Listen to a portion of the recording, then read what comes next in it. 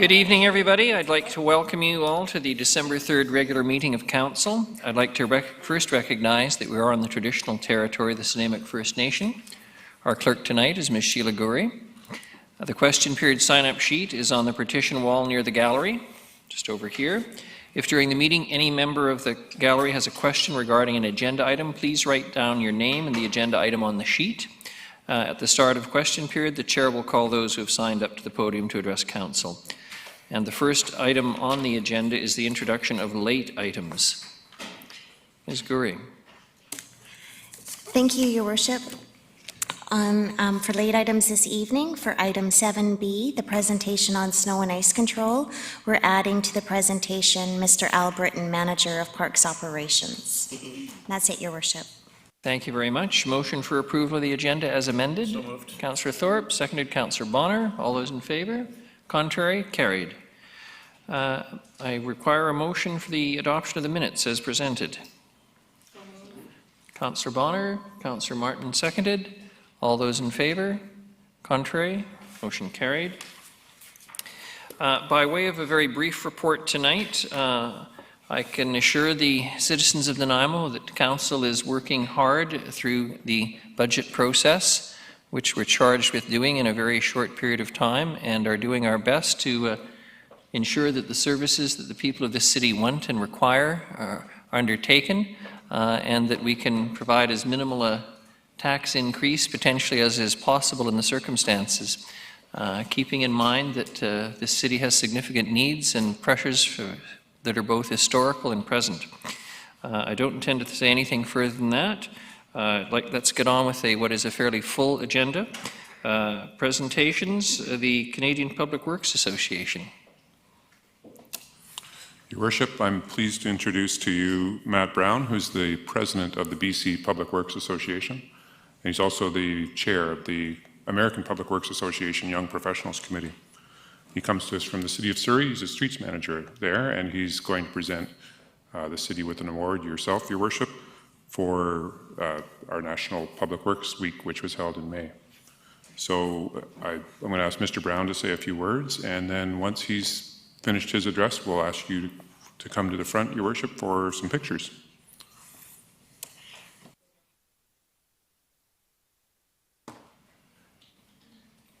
Mr. Brown, we are most happy to have you here tonight. Thank you.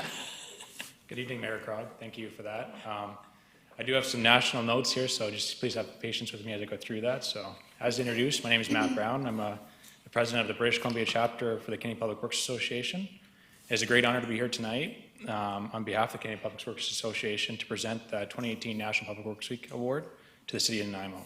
This is in recognition to the 2018 National Public Works Week celebrations and educational events.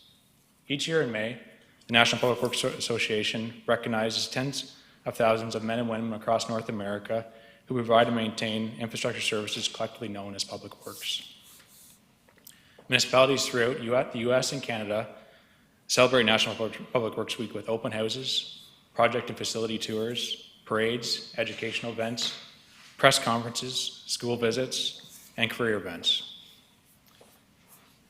Municipalities also use this week to recognize their staff, the men and women that play such a vital role to our communities. CPWA's award contest is held every year to further promote National Public Works Week. It's one of the best ways to increase public awareness about the importance of public works in our cities and towns. This year, the City of Nanaimo competed with other Canadian municipalities with populations of 30 to 100,000. The following are some of the highlights. To start off, the former mayor kicked off things with a proclamation declaring May 20th to 26th National Public Works Week.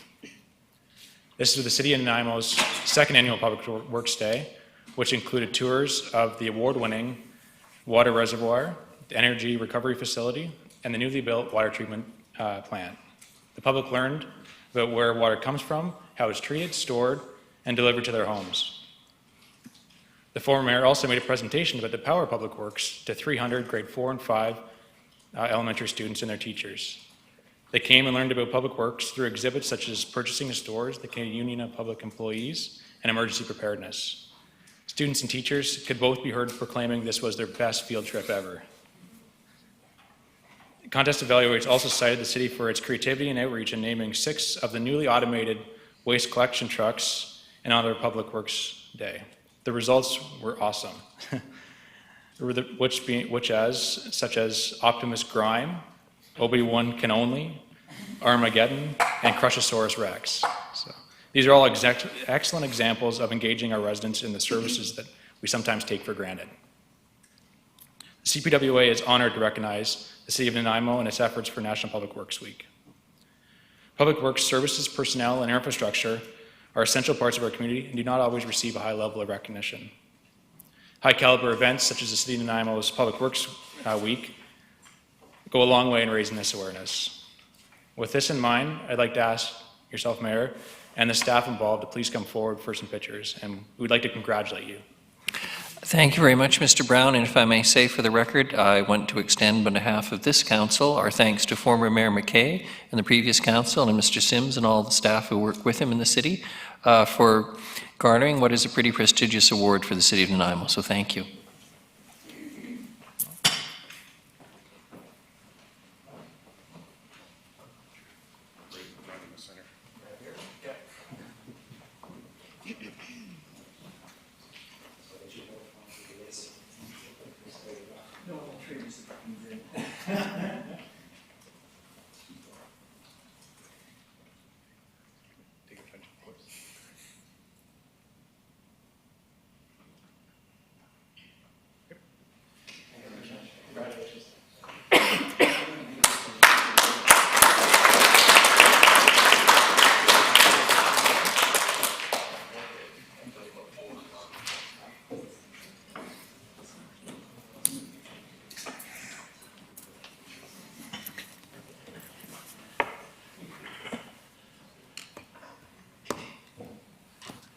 As my friends would say, we've started this meeting in a good way.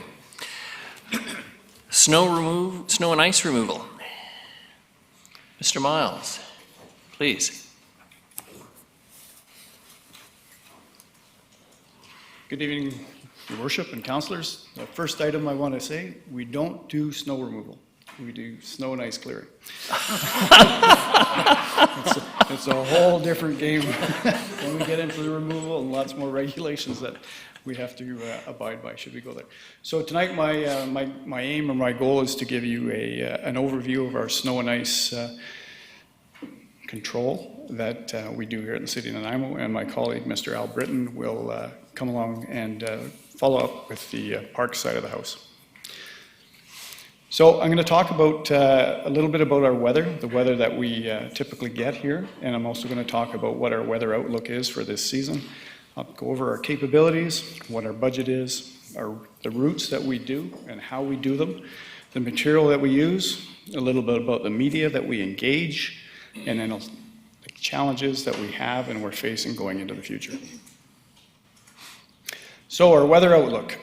So we have gone from a La Nina into an El Nino year. This is a mild El Nino. And so what does that mean? Typically, it should mean for us, they're talking about 1 to 2 cold Arctic outflows, which means possibly 2 snowfall events. But along with that, we expect that we're going to get black ice events and what we call the snap freeze here. So to monitor that, we have a contract that we get twice a day during the winter season. We get up-to-date weather forecasts, and we're able to use that information along with the other information we get on the net, and we're able to decide what's going to happen, what's happening in the next 24, 36, and 48 hours out.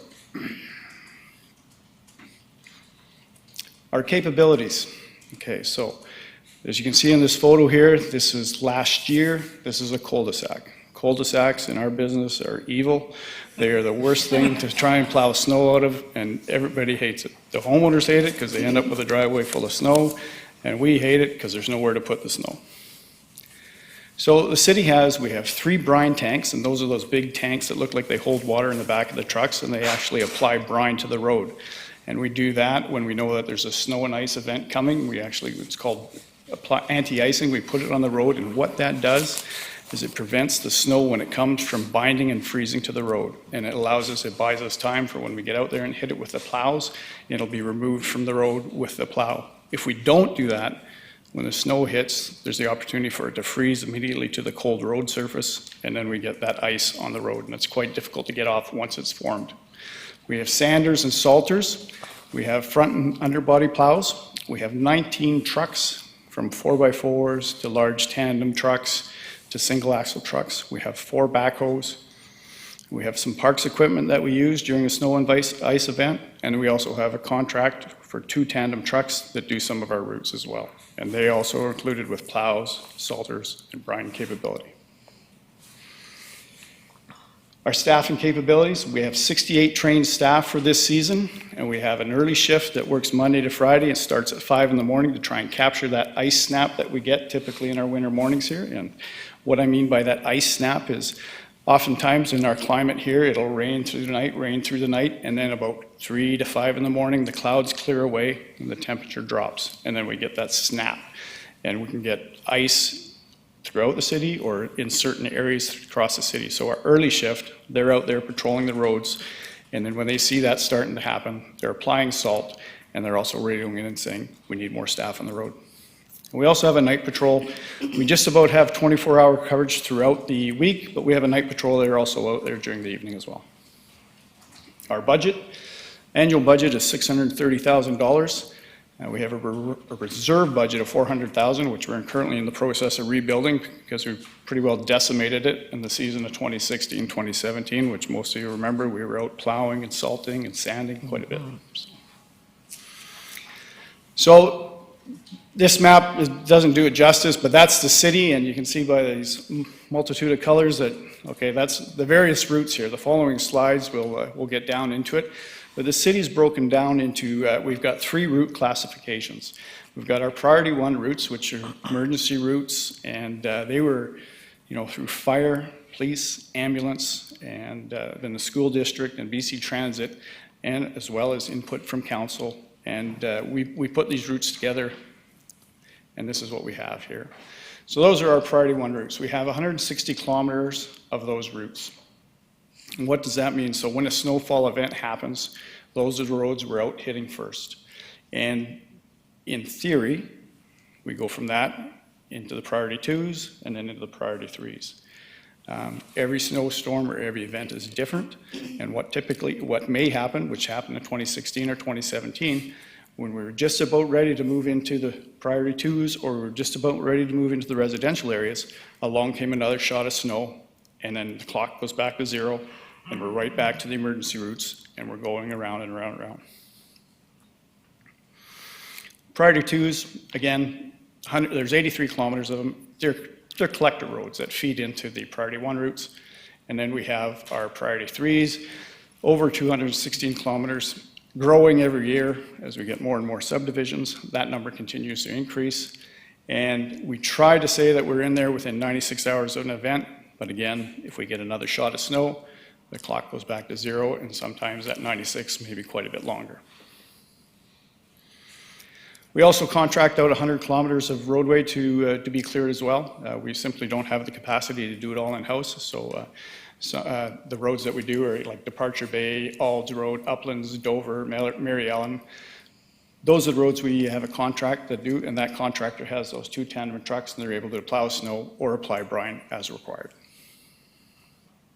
And then we have the provincial highways that everybody's aware of. And this year, the new contractor for MODI, or for the ministry, is Main Road, and they're taking over for MCON, and you can expect that you'll see good things from them. And Stewart Avenue is a highway. It doesn't belong to us, so if you see lots of snow on it, it's not because we weren't plowing it. Sidewalks is probably one of the most contentious issues that you'll be faced with on council here, and you'll have people phone and say, how come the city's not shoveling my sidewalks? How come they're not plowing my sidewalks? And simply, we don't have the capability nor the budget to do it.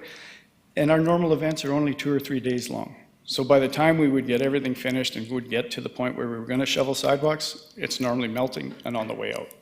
There are exceptions to that when it does stay around for 4 or 5 or 7 days. But so you may get a few calls about sidewalks.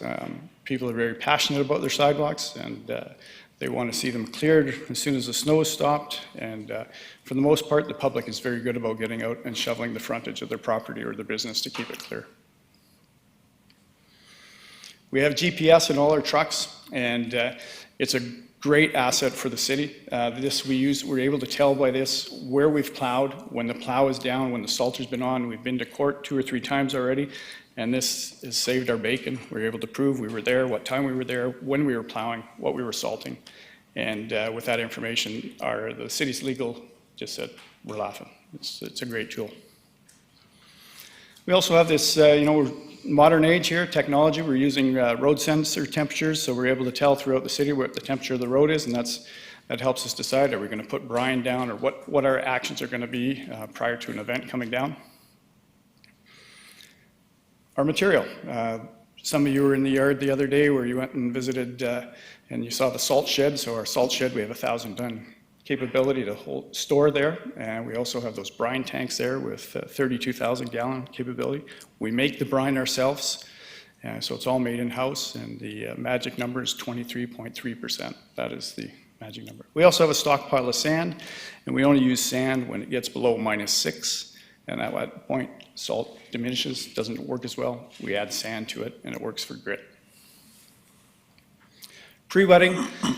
Pre-wetting, that's just when we add a little bit of, instead of throwing dry salt out of the truck, out of the salter, when you throw it out of there, it hits the road and it bounces off the road. So what pre-wetting means is we add a little brine to that.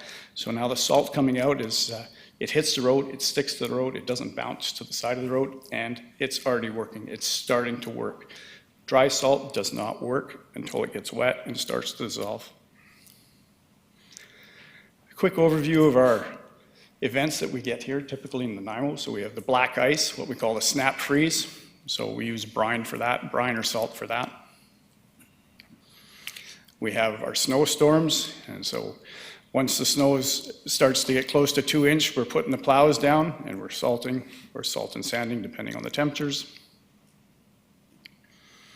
And then we have the frost, and when we get that really white frost, which some of it's happening right now, if the temperature equals the dew point and it's negative, then you get a snap of white frost everywhere.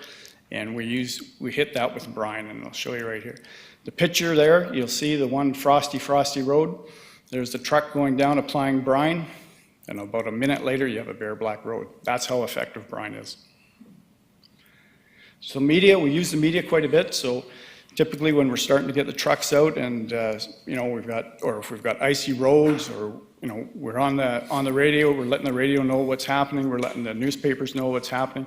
We're on our Facebook and Twitter. I never thought in my wildest years that I'd be twittering, but here I am.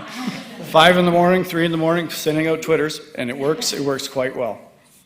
And we also have the city's website that we put announcements on the city's website, and just to let everybody know what's going on. So our challenges going forward from here: continuing increase in number of residential streets and cul-de-sacs, the difficulty in plowing them, and we have a finite number of resources, and we have a finite budget, so we're starting to feel those challenges. Climate warming. So, you may think, oh, climate warming, we're going to get away, it's just going to be rain and wet winters, and unfortunately, no, that's not the case. What the scientists are saying, what that means for us in this part of the world, we're looking at shorter duration, higher intensity events. So both you'll start to see in the summer, we're getting that heavy thunderstorms now, and we get the similar in the winter. And last challenge, like many organizations, succession planning. Our workforce, a bunch of my workforce is within 2 to 3 to 5 years retiring. So we're starting to face those challenges of succession planning. Questions? Somebody took my great photo there, Bill. If no questions, I want to thank you, Mr. Miles. This was a very useful thing, I think, for the public who are listening tonight to understand that the city has a well-organized priority when it comes to snow and ice removal, and that it's done in consultation with all of those other bodies in our community that are important in all around public safety and ensuring effective transportation. So thank you very much. Much appreciated. Your Worship, now Mr. Al Britton from the Parks is going to come up and give the park side of the snow and ice control.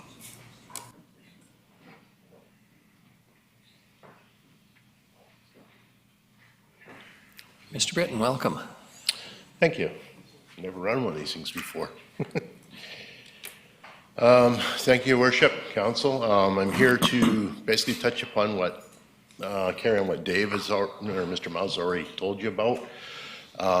You heard about Public Works end of it. This is the Parks end of it, which is quite similar to everything else he does, but on a smaller scale, but just as important scale. So actually, that's probably Dave and I sitting on that log up there looking at the snow right now. Okay, which one? Oh, I think, oh.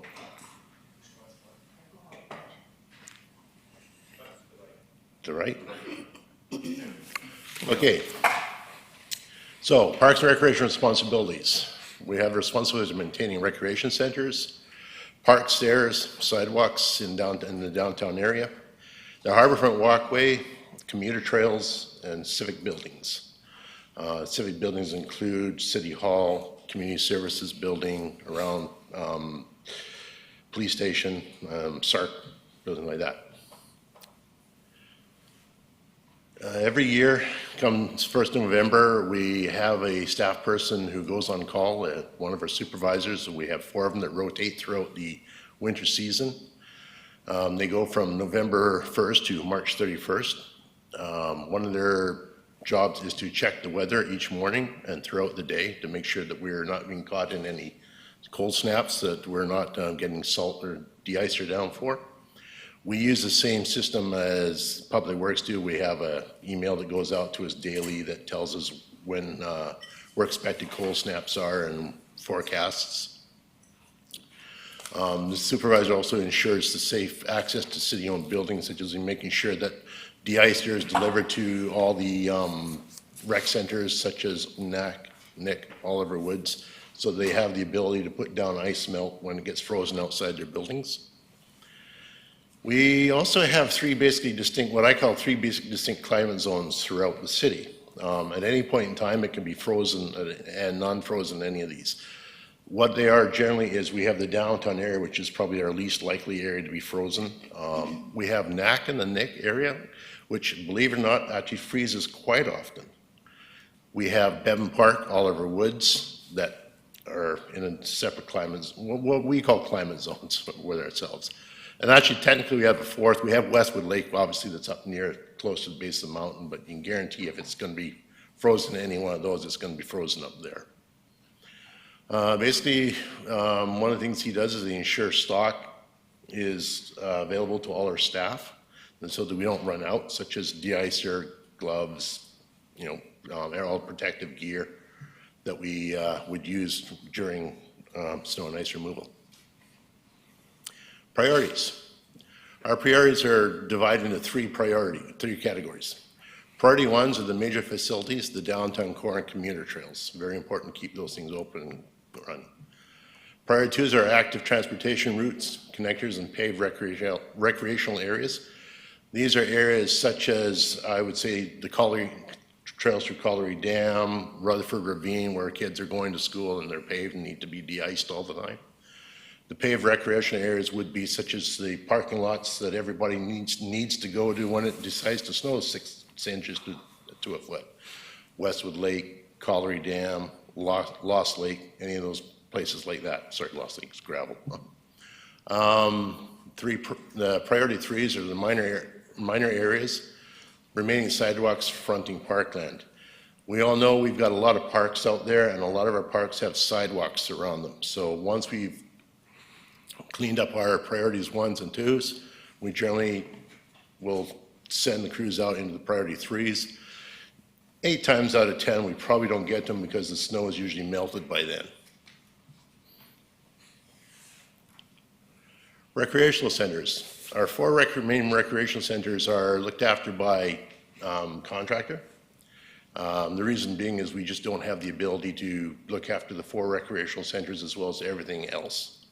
We're kind of in the same boat as Public Works. We just aren't big enough to maintain all of it.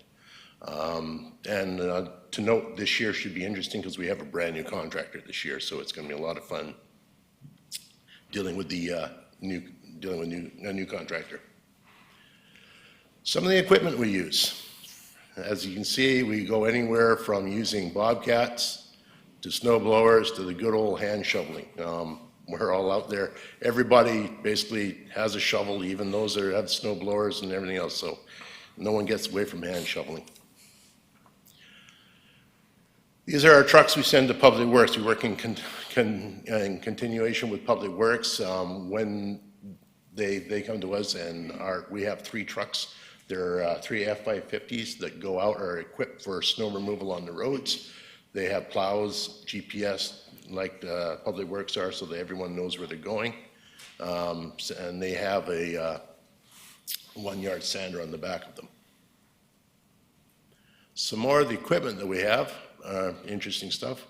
We have, there's our truck with our sander on, which is a much smaller sander that we use for the parking lot areas. It's an electric sander, so it's works more efficiently in a parking lot than a hydraulic sander does. The hydraulic sander, you have to get up to a certain speed to have it shooting out properly. This thing you can set and it will do what it needs. The other thing we have here is a snow blower on the John Deere riding mower. Used very much so on sidewalks. Real handy when it comes into real heavy stuff because it'll chew through it slowly and it'll fire it whatever direction you want to do. Other things we have too, as well as this, is we also have a front blades that we'll send out on the priority routes, first priority routes at the very beginning to take care of the sidewalks in the downtown area that are adjacent to the parks, the waterfront and walkway, making sure they're free and clear. E&N, which is a commuter trail, which we try to keep clear all the time, because what it does is it allows those who would normally be walking on, trying to walk on the road to get wherever they're, a safe place to get to the downtown area, shopping or wherever. It gets those who would normally walk on in danger to a safe place to walk. Now, one of the first questions we get when it's icy and we throw our de-icer is we get a lot of people call us and say, my dog just ate these pellets, the green pellets that are on the floor. What harm is this going to do to my dog? Well, the answer is quite simple. It's not going to harm your dog. They're very pet friendly. Like anything else, they are a salt byproduct. You eat too much of it, the dog may get a little sick, may throw up, but ultimately they are not going to hurt your dog at all. They're actually even plant-based, even the plants are quite safe when using these. Some of the interesting things we've done over the past time is when we've had snow cover over Merle Logan Field and Second Artificial, we've had a group ask us, we want to get on there faster, and it's covered in snow. So we've actually tried, and I see by this picture, getting the snow off of Merle Logan Field, or sorry, that was Second Artificial Field. It worked to a certain point, but what happens is everything gets piled on the sides, and when it's nice and clear in the front, there's nowhere for anybody to run on the sides. So ultimately, I think we've decided the best we do is let Mother Nature try it, so take its own path and let it melt away when it should do. So again, that's my presentation. For any questions you guys, I'm here to answer them. Okay. You're getting an easy ride tonight, better than a snowstorm. Too easy. Well, thank you very much. Mr. Britton, thank you on behalf of all the good people in Nanaimo who, as we well know, like to recreate all around. Okay, thank you. The next item is delegations. I don't believe we have any. And item 9, consent items, advisory committee minutes. If I could have a motion for adoption of the 3 advisory committee reports. Councillor Bonner, seconded by Councillor Hemmons. Any discussion? All those in favor? Contrary? Carried. And the next item, item 10, general reports. Item A is the 2019 Council Key Date Calendar. Ms. Gurry. Thank you, Your Worship. So every year, the community charter, section 127, states that we must present to council and council must adopt a key date calendar, which sets out the schedule for the council meetings for the year.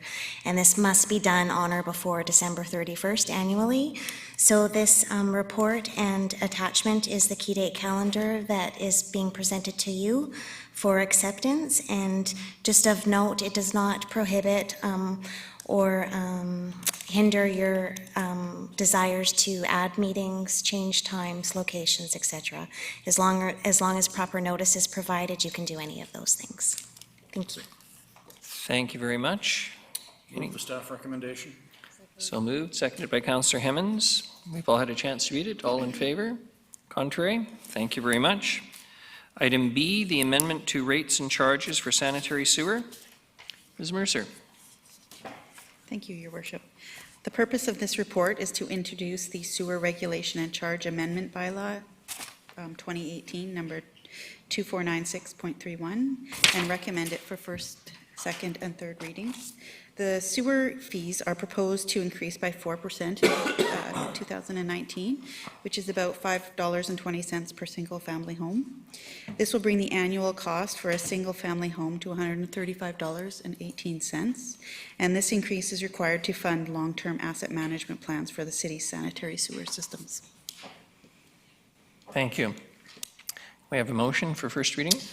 Thank you, Your Worship. I'll move that Sewer Regulation and Charge Amendment Bylaw 2018, number 2496.31, to set the 2019 rates for sanitary sewer pass first reading. Seconder, Councillor Brown. Any discussion? We require all those in favor? Contrary? Thank you. Councillor Thorpe. Thank you, Your Worship. I would move that Sewer Regulation and Charge Amendment Bylaw 2018, number 2496.31, passed second reading. Seconded by Councillor Brown. Any discussion on this? All those in favor? Contrary? Motion carried. And I would then move that Sewer Regulation and Charge Amendment Bylaw 2018, number 2496.31, pass third reading. Councillor Brown again, seconded. All those in favor? Opposed? Motion carried. Thank you. And the item C, amendment to rates and charges for water. Thank you, Your Worship. The purpose of this report is to introduce the Waterworks Rate and Regulation Amendment Bylaw 2018, number 7004.14, and recommend it for first, second, and third readings. This bylaw increases water fees by 7.5% and will be effective January 1st, 2019, and it will apply to all properties. The city's strategic water supply plan calls for an extensive investment in water treatment and supply infrastructure over the next few decades. And one of the funding sources for these expenditures is a 5% annual increase in water rates. In addition, a 2.5% increase is needed to cover the costs relating to the long-term asset management program for both water supply and distribution. The total impact of this proposed change on a typical single-family home is $38.52. Based on the average consumption of 220 gallons per day. And this will bring the annual cost, the average cost for a single-family home, to about $522.20. Thank you. Councillor Thorpe. Thank you, Your Worship. I'd like to move that Waterworks Rate and Regulation Amendment Bylaw 2018, number 7004.14, to set the 2019 water rates pass first reading. Seconded by Councillor Bonner. All those in favor? Opposed? Contrary? None? Thank you. And I would then move that Waterworks Rate and Regulation Amendment Bylaw 2018, number 7004.14, pass second reading. Seconded Councillor Bonner. Any discussion? Everyone's read it. That's good. All those in favor? Contrary? Motion carried. And, Your Worship, I would move that Waterworks Rate and Regulation Amendment Bylaw 2018, number 7004.14, pass third reading. Seconded to Councillor Martman. All those in favor? Contrary? Motion carried. Item D, the amendment to the bulk water rates for Southwest Extension. Councillor Thorpe? Oh, sorry, pardon me, Ms. Mercer, sorry. Thank you. I am trying to speed us through, aren't I? The purpose of this report is to introduce the Southwest Bulk Water Rate Amendment Bylaw 2018, number 7099.07, and recommend it for first, second, and third readings. In 2004, the water supply service established under the Greater Nanaimo Water District Act was transferred to the City of Nanaimo, making the city responsible for provision of water to the Southwest Extension Waterworks District. And under the legislation, the city's fees cannot exceed the cost of providing services. Based on the 5-year average annual water consumption volume, a rate of $2.70 per 1,000 gallons is needed to meet the full cost recovery, which is an increase of 28 cents per 1,000 gallons. And the rate is higher due to increases to asset management reserve funding and capital project work. Thank you, Ms. Mercer. Councillor Thorpe. Thank you, Your Worship. I would move that Southwest Bulk Water Rate Amendment Bylaw 2018, number 7099.07, to set the 2019 bulk water rates for Southwest Extension pass first reading. Seconded, Councillor Bonner. All those in favor? Contrary? Motion carried. I would then move that Southwest Bulk Water Rate Amendment Bylaw 2018, number 7099.07, pass second reading. Seconded, Councillor Armstrong. Time for discussion. Seeing none, all those in, oh, sorry, Councillor Bonner. Just a question through you to staff. Thank you, Your Worship. The measurement is in gallons. Are we not doing cubic meters anymore, or just out of curiosity? Our system is, yes, we do a bit of a conversion. I think it's measured in cubic meters, but we bill it in gallons. It's something that we need to work on, but it's a billing. It's for the billing purposes. Okay. Always delightful to see the councillors paying attention. Councillor Turley. Yes, Your Worship. I'm just curious as to what the boundaries are for the Southwest Extension. Is it outside the city limits, or is it? Sorry, Your Worship, could you repeat the question, please? Sure, I'd be happy to. So I was curious as to what the boundaries are for the Southwest Extension. I'm assuming it's outside the city limits? Or? Yes, thank you, Your Worship. I apologize for missing the question. Southwest Extension is the small mining community southwest of the city. It's a very defined area of about 350 persons, I believe, that are defined by the Southwest Extension Water Improvement District. There's a number of homes outside that area, but that area is an historic site, and the city's water supply mains come through there. And that's part of the reason that they were supplied originally under the Greater Nanaimo Water District. Thank you. Any further discussion? Councillor Thorpe.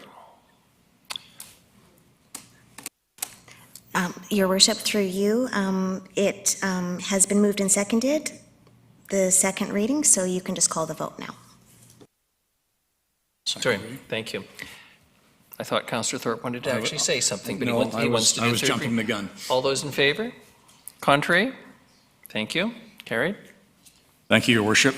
Now I will. I would like to move that Southwest Bulk Water Rate Amendment Bylaw 2018, number 7099.07, pass third reading. All those in favor? We do have a seconder, Councillor Bonner. All those in favor? Contrary? Motion carried. Thank you. On to item E, amendments to rates and charges for municipal solid waste collection. Ms. Mercer. Thank you, Your Worship. The purpose of this report is to introduce Municipal Solid Waste Collection Amendment Bylaw 2018, number 7128.10, and recommend it for first, second, and third readings. The municipal solid waste collection fees are proposed to increase by 3% in 2019, and this will bring the annual cost to $170, which is an increase of $5. Some housekeeping changes were made to remove any references made to the manual collection, as the city has now transferred or transitioned to an automated collection system. This bylaw has been updated to give the ability to the Director of Engineering and Public Works to designate an alternative collection point for use of specific residences. And we have identified that for certain residences, a collection point needs to be designated to avoid conflicts with road users, regulatory requirements, street parking, and to streamline collection from cul-de-sacs. Thank you, Ms. Mercer. Councillor Thorpe. Thank you, Your Worship. I would like to move that Municipal Solid Waste Collection Amendment Bylaw 2018, number 7128.10, to update the bylaw for the implementation of automated garbage collection and set the rates for 2019 pass first reading. Seconder. Councillor Bonner. All those in favor? Discussion comes after number 2. Second. All those in favor? Contrary? Carried. Thank you, Your Worship. I'd like to then move that Municipal Solid Waste Collection Amendment Bylaw 2018, number 7128.10, pass second reading. Seconder. Councillor Hemmons. Councillor Armstrong. Thank you. Just a question, as our city's expanding, is this covering off the increase of cost to automated systems? Like, I'm assuming we're eventually going to have to get a new truck. Will that cover that off? Thank you, Your Worship. Through you to Councillor Armstrong. Yes, this is a number of increases here, or a number of factors in the increase, one of which is a piece of software that will help in routing. As new homes are added, the routes get rejigged quite a bit. So that's built into the next year's increase. Thank you. Thank you.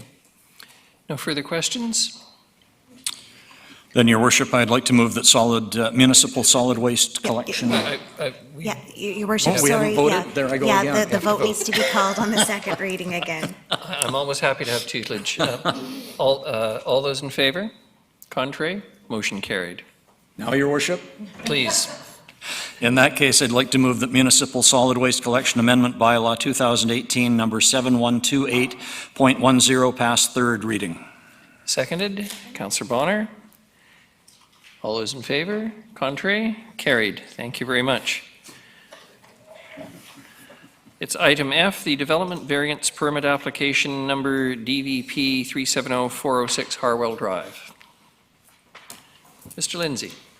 Thank you, Your Worship. As you mentioned, this is a development variance permit application on the subject property in order to allow for an addition in the rear yard. The applicants have requested a reduction in the rear yard setback from 7.5 to 5.8 meters. This is a 1.7 meter variance. Maybe I can ask that attachment C be brought up. I think it'll help to explain the variance and how it relates to the neighboring properties. Thank you. And I would note, it's outlined in the report, but I would note that we have letters of no objection that have been received from the immediate neighbors, both to the rear and to adjacent to the subject property, and also those property owners opposite the property on Harwell Road. Is there anyone here who wishes to speak with respect to DVP 370406 Harwell Drive? I happen to recognize the owners, old friends of mine. I don't think it constitutes a conflict. I've reflected on that and taken advice from the city clerk. So I would call for the recommendation with respect to a motion. Councillor Thorpe. Thank you, Your Worship. Then I would like to move the staff recommendation that Council issue development variance permit number DVP 370 at 406 Harwell Road with the following variance. Reduce the minimum rear yard setback from 7.5 meters to 5.8 meters for the proposed addition. And a seconder, Councillor Armstrong. Any discussion? All those in favor? Opposed? Motion carried. Thank you. Item G, Housing Agreement Bylaw 2018, number 7276, 20 Prideaux Street, Nanaimo Affordable Housing Society. Mr. Lindsay, once again. Thank you, Your Worship. If it's okay with yourself, I may introduce the next three items because they're essentially the same item but on three different properties. Your Worship, the next three items all represent applications that are currently in front of the city for building permits. And they will result in the addition of 239 affordable housing units within the community. These are projects that are supported, at least in part, by BC Housing. The projects are responsible for paying development cost charges, but our bylaw, our DCC bylaw, does allow for a 50% reduction in those rates where we secure affordable housing. The mechanism, the tool that the municipality has to secure affordable housing is that of a housing agreement, and a housing agreement must be registered by bylaw, adopted by bylaw, sorry, and registered on the title of the property. So we're simply recommending that the housing agreements be proceed by bylaw for the 3 properties. And as I mentioned, it's a total of 239 units, but I would also note that it would be about a $675,000 reduction when you look at all 3 properties together in terms of DCC reductions. Thank you, Mr. Lindsay. I believe we're going to have to go through all 3 motions separately, of course, and I just want to point out for the public that's listening at home, this is a tangible contribution by the citizens of Nanaimo to support affordable housing in our community by foregoing the $676,000, I believe you said, Mr. Lindsay? 675 approximately, yes, you're right. $175,000. Councillor Turley. Yes, thank you, Your Worship. I just would like to ask a question through you to Mr. Sims. Are there any utility capacity upgrades required for any of these 3? Or, sorry, Mr. Lindsay. Thank you, Your Worship. Through Councillor Turley, no, there are no immediate civil works that are required for infrastructure, for servicing of the lands. The DCCs would be collected, and they could be collected for development cost charge projects. It would be across the entirety of the city. But in this case, it would be a reduction. But no, to your first question, there is sufficient capacity to service these projects. If we can get a motion on the floor now, Councillor Thorpe. Thank you, Your Worship. I'd like to move that housing agreement bylaw 2018 number 7276 to authorize a housing agreement between the City of Nanaimo and the Nanaimo Affordable Housing Society pertaining to 20 Prideaux Street pass first reading. Seconded, Councillor Bonner. All those in favor? Contrary? Motion carried. Councillor Thorpe. Then, Your Worship, I would like to move that housing agreement bylaw 2018 number 7276 pass second reading. Any discussion? Oh, seconder, Councillor Hemmons, sorry. Discussion? Councillor Bonner. Thank you, Your Worship, and through you to staff, if I may. Do you know permissive tax exemptions, housing authorities are they automatically given this designation, or do they have to apply for it? Oops, sorry about that. Sorry, Your Worship, I was looking for our Director of Finance. She'd have to help me with that answer. I don't know. I'd have to get back to you on that. Okay. Thanks. I suspect you're not audited. That's why we're voting, but that's another question. Sorry, we can't answer your question, Councillor Bonner. Do you wish us to wait a moment and see if we can retrieve an answer?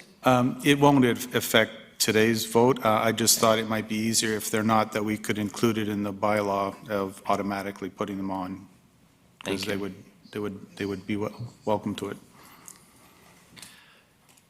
All right. Ms. Gray, did we get a seconder yet? You did. Councillor Hemmons was the seconder Yes, for thank the you. second reading. Any further discussion? All those in favor? Contrary? Motion carried. Thank you. And, Your Worship, I would then move that housing agreement bylaw 2018 number 7276 pass third reading. I have a seconder, Councillor Hemmons.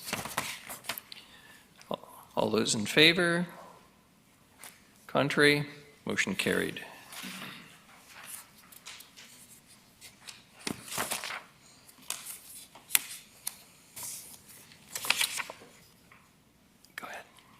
Thank you, Your Worship. If we're ready, then we'll move on to the next one. I would move that housing agreement bylaw 2018 number 7277 to authorize a housing agreement between the City of Nanaimo and the Vancouver Island Mental Health Society pertaining to 285 Rosehill Street pass first reading. Seconded, Councillor Martman. All those in favor? Contrary? Motion carried. Then, Your Worship, I would move that housing agreement bylaw 2018 number 7277 pass second reading. Councillor Bonner seconding. Any discussion? In favor? Contrary? Motion carried. And your worship, I would move that Housing Agreement Bylaw 2018, number 7277, pass third reading. Seconded, Councillor Martman. All those in favor? Contrary, motion carried. And the third one. Thank you, your worship. I would like to move that Housing Agreement Bylaw 2018, number 7278, to authorize a housing agreement between the City of Nanaimo and the Nanaimo Affordable Housing Society pertaining to 10 Buttertubs Drive, pass first reading. Seconded, Councillor Bonner. All those in favor? Contrary, motion carried. I would then move that Housing Agreement Bylaw 2018, number 7278, pass second reading. Seconded, Councillor Martman. Any discussion? Councillor Bonner. Thank you, your worship. Is the question regarding DCCs this time? What is the implication on terms of taxes of this 50% reduction? Does the city have to cover the other 50% out of our general reserves, or is it just money that we don't bring in? Thank you, Richard. That's a good question. It's just, it's more of the latter. It's just money that the city does not end up collecting for our DCC reserves. Ultimately, it would mean additional monies would have to be collected before we'd be able to trigger a DCC project. But no, it does not impact taxation. I guess in the 50% is just what the existing bylaw suggests. That could be changed up or down for as council's desire? That is correct. So the current DCC bylaw was adopted earlier this year, but it mirrored a condition that was in a separate DCC bylaw that predicated this bylaw. So we've had the 50% reduction in place for, I would say, probably close to the last decade. But yes, it can be amended. Thank you. Thank you, Councillor Bonner. Councillor Brown. Yeah, thank you, Your Worship, and through to staff. Correct me if I'm wrong, though. If we were to change the number, DCCs are calculated on the impact of growth on infrastructure. That at some point we would have to make up for that loss through general taxation. Yeah. So the current modeling is based on a projected volume of development, type of development. So you're right. If you went to have increased it, so you'd say 100% reduction, and you'd have to make up for that capital cost burden through other projects. You're absolutely correct. You'd have to somehow calculate for that in your DCC expenditures. Thank you, Councillor Brown. Any Councillor Bonner again? Another question. Thank you, your worship. Through you to staff again. If that's the case, these particular projects are already on existing infrastructure. Does staff think that the additional housing is going to cause more of a stress, or that particular infrastructure will require upgrades sooner? So your worship, but I think this is this timely conversation, because I think we're actually tomorrow morning in the Finance and Audit meeting, we're going to have a little bit of a briefing on development cost charges and how they're calculated. But in general, development cost charges from a project such as this could be used on any number of projects throughout the city that are in the capital cost list. So in theory, every project adds capital cost burden. So every additional toilet, for example, adds an additional burden to our sewage collection facilities and ultimately to the RDN for their sewage treatment facilities. Every new room every new resident would impact the demand for traffic improvements, for example. So it could be improvement of a signalized intersection that could be at the other end of the community, but everybody ultimately, all growth contributes to the demand for that. Sorry, does that answer your question, I hope? I think so, yeah. Thank you. Any further discussion? If not, on second reading, all those in favor? Contrary, motion carried. Councillor Thorpe. Thank you, your worship. I would then move that Housing Agreement Bylaw 2018, number 7278, pass third reading. Seconded, Councillor Bonner. All those in favor? Contrary, carried. The next is item 11. It's bylaws. It's a bylaw status sheet. It's for information only, which is available to everyone. Item 12, there is no correspondence. Item 13, we have no other notices of motion. In terms of question period, Ms. Gurry, do we have any? Councillor Bonner. Other business, your worship. May I? Yes. with your indulgence and of those in the audience as well, I would like to let everyone know that December 3rd is a rather special day for myself. It is my 14th anniversary of the first day that I met my wife, Beverly.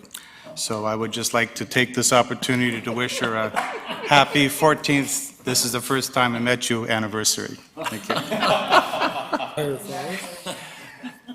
Is there a seconder?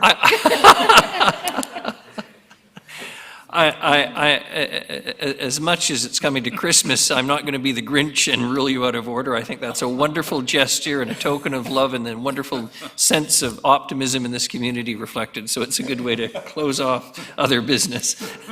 Is there, Ms. Goury, anything for question period? There are no questions, Your Worship. A motion to adjourn would be appreciated. Councillor Brown, seconded Councillor Bonner. All those in favor, thank you very much, everyone, and thank you to the audience for coming out tonight.